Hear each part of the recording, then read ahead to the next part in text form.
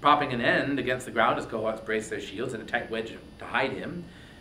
Fearing bands of Argives might just leap to their feet before it could hit Menelaus. Atreus fighting so. He flipped the lid of his quiver, plucked an arrow, fletched and never shot, a shaft of black pain.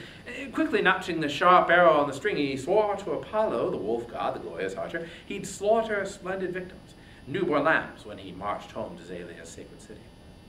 Squeezing the knock and string together, drawing the gut back to his nipple, iron head to the hand grip, till he flexed the great weapon back in a half-circle curve, and the bow sprang.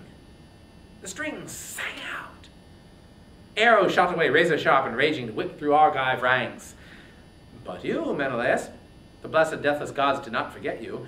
Zeus's daughter, the queen of fighters, first of all, she reared before you, skewed the tearing shaft, flicking it off your skin. As quick as a mother flicks a fly from her baby sleeping softly. Athena's own hand deflected it down the belt where the gold buckles clasp and breastplates overlap.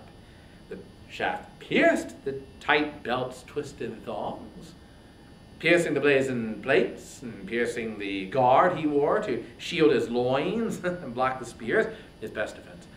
The shaft pierced even this. The tip of the weapon grazed the man's flesh, and dark blood came spurting from the wound. Picture a woman dying ivory blood red, a Carian or a Myonian staining a horse's cheekpiece, and it's stored away in a vault, and troops of riders long to sport the ornament, true, but their lives as a king's splendor kept and prized twice over, as his team's adornment, his driver's pride and glory. And so now, Menelaus, the fresh blood went staining down your sturdy thighs, your shins and well-turned ankles. The lord of Agamemnon shuddered, frightened to see the dark blood gushing from the wound. And veteran Menelaus cringed himself, but saw the lashing cords and barbs outside the gash, and his courage flooded back inside his chest. Nevertheless, King Agamemnon, groaning heavily, grasped Menelaus' hand and spoke out for the men as friends around him groaned as well. Dear brother, that truce I sealed in blood was death by you, setting you out alone, exposed before our lines to fight the Trojans. Look how the men of Troy have laid you low, trampling down our solemn binding truce. They will never go for nothing, the oaths, the blood of the lambs, the unmixed wine we poured, the firm clasp of the right hand we trusted. Never!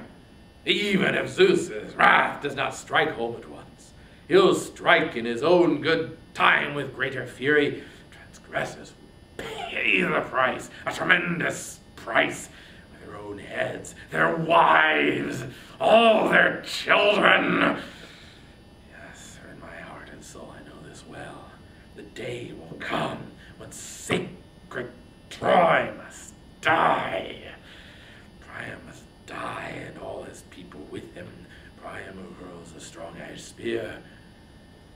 The son of Cronos, Zeus, throned aloft in the heavens where he lives. Zeus himself will brandish over their heads his black storm shield, enraged at their deceit. Nothing can stop it now. All this will come to pass.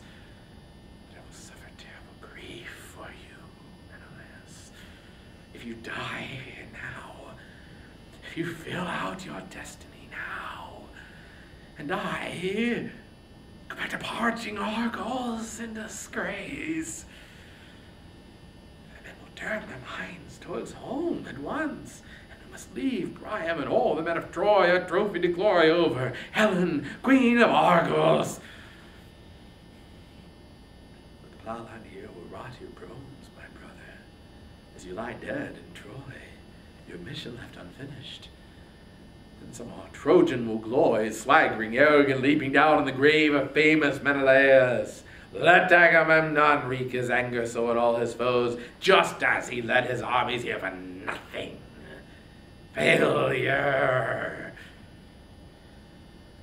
Now home he's gone to the dear land of his fathers. His warship's empty, leaving behind the hero Menelaus, mouldering in his wake.